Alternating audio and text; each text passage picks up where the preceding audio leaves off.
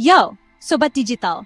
Pernah nggak sih lo mikir gimana caranya bikin bisnis internet sendiri tanpa harus jual ginjal buat biaya legalitas? Iya bro, bikin ISP. Tenang, bukan ISP yang itu ya. Ini Internet Service Provider.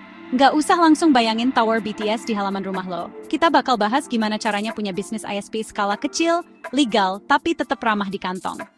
Duduk manis, tarik napas, dan siap-siap buka tabungan. Faktanya gengs, banyak daerah di Indonesia yang masih miskin koneksi stabil. Miskin sinyal, bukan miskin harapan ya. Dan disinilah peluang lo muncul kayak hero di late game. Pasar bisnis ISP skala kecil itu legit, dan daya serapnya tinggi banget, terutama di daerah yang belum dilirik sama ISP gede.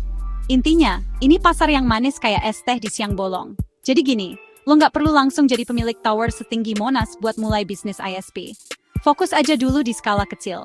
Sekolah, kafe, kompleks perumahan, atau bahkan kampung halaman lo bisa jadi pasar potensial.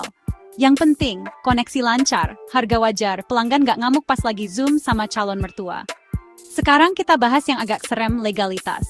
Kalau lo mau izin mandiri, siap-siap ditagih biaya yang bikin dompet lo trauma.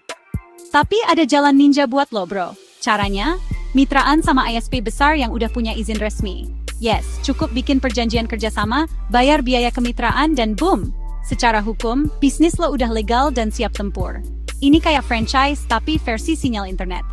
Gimana caranya? Gampang. Pertama, cari ISP besar yang buka peluang kemitraan.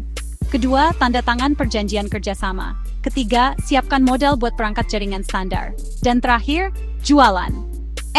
Maksudnya pasarkan layanan lo dengan promo yang bikin warga sekitar auto pindah paket internet.